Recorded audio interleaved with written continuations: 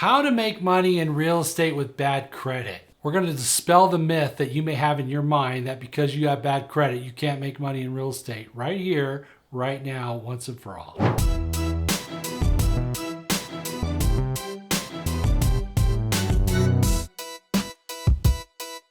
I'm also going to show you tactics to improve your credit immediately and how people with bad credit often buy real estate and profit on a regular basis, and why you shouldn't let bad credit ruin your hopes of being a real estate investor. First of all, let's define bad credit. What does that mean? You know, I hear it all the time. I got bad credit. And a lot of times it's not that bad. And you say, well, my credit's really bad. Well, you know what? A lot of people have challenging credit, but credit is a repairable thing. It's something that you can improve with time.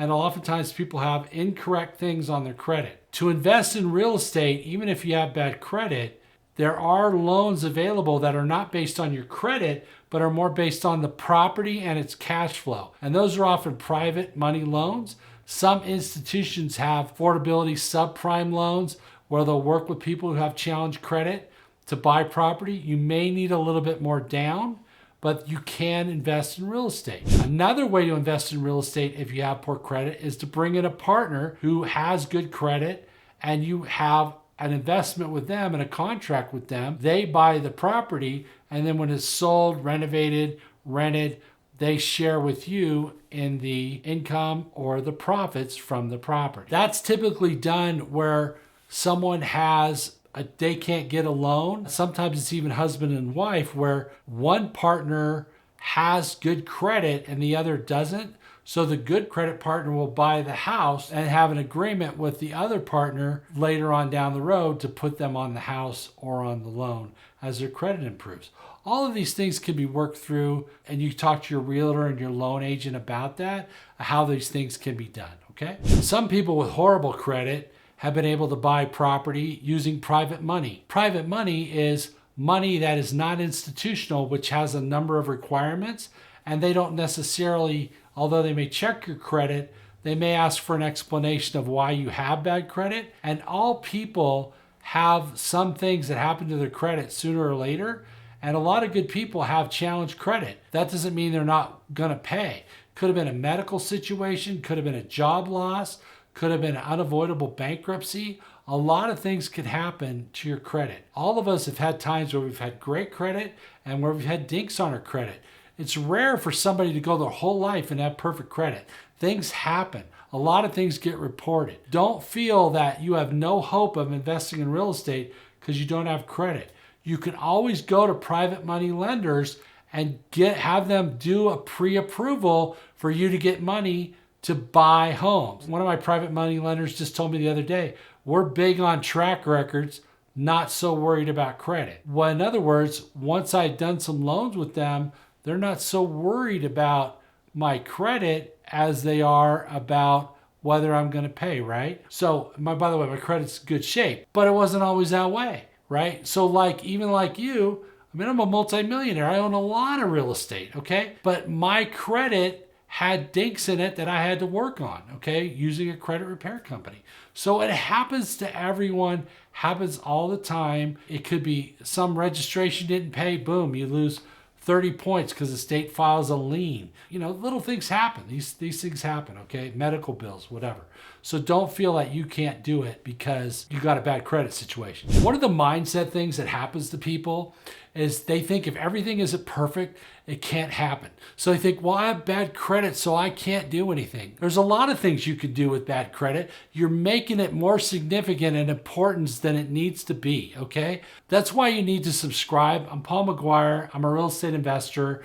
I've had good credit, I've had bad credit, and I've invested the entire time. So it can be done, all right? The bottom line for you is that the mindset of thinking you can't do it keeps you from even trying. You gotta try, my friends. You gotta try. And if you have bad credit today, it doesn't mean you're gonna have bad credit tomorrow. There are things you can do on your credit to improve it. And one of my best friends owns a big credit repair place, and all the time he helps people with their credit. You know, there's laws. The credit bureaus are only reporting what's reported to them. The people reporting to them have to comply with certain laws. And if they don't comply, you may be able to get something deleted because it wasn't reported accurately. Or sometimes you may have things on your credit that aren't even yours, or you may have stuff that's so old it should have been taken off and it wasn't. So you as a consumer are protected. The people who report to credit agencies are protected, but each of them have their own rules and regs that they have to follow. They have to respond to inquiries within a certain amount of time. There's certain things that need to be done. So if you're having challenge with your credit, I suggest you subscribe here because we're going to be having videos down the road which talks about how to repair your credit. But in the meantime, do not feel that you can't buy property just because you got bad credit. It's done all the time. So I had a guy I used to know who had the worst credit possible, okay? And I remember him making $250,000 selling lots that he had tied up. And what he did was he got the lots in contract, and he had a long contract. It was like 6 months. And during that 6 months, he tried to find a developer to buy those lots and develop them. Well, what happened was he was always talking to investors and around the real estate game, and he found a developer who ended up buying the property, and he netted several $1,000s, like tens of thousands of dollars, more than he paid. And the value was there because he bought the properties, he went to the city, he spent some time, he invested, he found out what could be done there, and then he packaged that and sold it to somebody who said, hey, look, you could get 3 houses in this lot. Here's the easement to get back there, or the pathway to get back there that's on the title report, like a little road to get back there. And they will allow you to have 3 homes instead of 1, which used to be there. So here's an individual who had horrible credit, was under investigation for a civil suit, trying to serve him to examine his finances to pay off a judgment, and he was still able to make money with this LLC that he created where he got this property and sell it. There's a lot of ways to make money in real estate, even if you have bad credit. One of the most important is to investing your time and finding deals, packaging them, get an agreement to buy them, and flipping that contract to somebody else, or having them come in as a partner, or having them come in and close and pay you the difference in whatever you work out for finding that contract. I had a situation where in 2012, my credit was not so great, okay? And I went ahead and I bought a home from a flipper, and the seller carried the financing. So I put some money down on the property and I bought the property and owned it, right? Another example, and I found that on Craigslist, and I ended up living in that house for several years and sold it at a nice profit. Another property that I bought during the downturn in 2012, I ended up putting a small amount of money down, and the seller carried, and he never even looked at my credit. He just wanted to sell the property.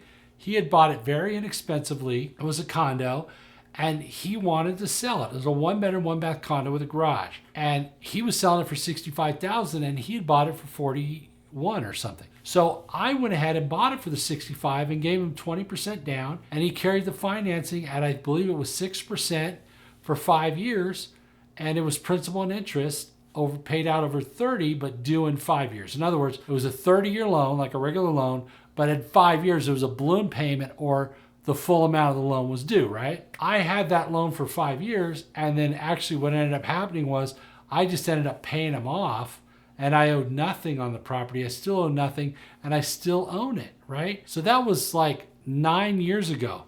I've had the same tenant in there that moved in like 2 months after I bought it the entire time. So that tenant is paid $800 a month, $9,600 a year for about 8.5 years. Let's just say 9,600 times 8 years is what?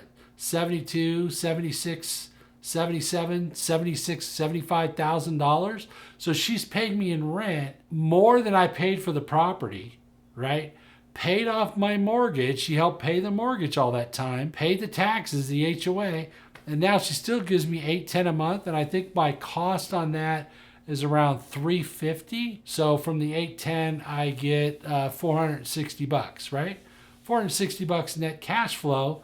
Not a lot of money, but here I was at the time with challenge credit, and I still bought property. So again, I'm not telling you stuff I made up. This is stuff that happens in real life. I've done it. Okay, and I'm showing you what I've done. Don't forget to subscribe because I've done a lot of deals. We can talk about deals for a long time. But here's an example of a property I saw on Craigslist. I met the guy. I bought the property. I went to escrow. I own it. I still own it. I paid him off. And that's the story. When you look at the video, how to find a mentor in your local area, remember, this stuff I'm telling you is stuff I do. I got mentors that, guys that are, one guy's a billionaire, another guy's a net worth of probably 70 million at least. So these people have been in real estate a long time. So you will develop these mentors over time too, all right? But you got to be out there. You got to communicate. You got to talk to people. You got to get in the game. You can't sit at home like wondering, my credit. I can't do anything because of my credit. When my credit's fixed, then I'll do something. No, you will do something, and part of that will be repairing your credit in the meantime. Don't have this viewpoint, I can't do anything until this or that happens. Come on, man. Get up off your fanny and go out there and get involved in the game. Get in real estate, meet brokers, meet agents, look at properties, get involved, okay? Get involved. Now, it may not be perfect today. It may be perfect later. 2012, I wasn't perfect. Today, I'm in pretty good shape, but I'm still not perfect. I got a history of where I've had challenges too. So I don't get a yes every time. Not everything goes perfect. You're going to have problems. It's called life. But you're never going to be successful if you don't act. I went to a big Tony Robbins seminar when I was younger at his house. It was called Date with Destiny. Amazing seminar, about 71 people. It's the last thing I'll tell you. And the thing was, knowledge is power was the big thing, right? But knowledge is not power per se unless you do what? Use the knowledge. Go out and use it. Go meet people. Go look at properties. Get out there. Don't be shy, all right? I'm Paul Maguire. Looking forward to seeing you on the next video. And that video is how to find a mentor for real estate. And you kind of found one here with me, right? You should know what you're looking for because out in the field where you live, there's probably people that can help you locally and know the local market. You want to learn how to have those people help you. So watch that video.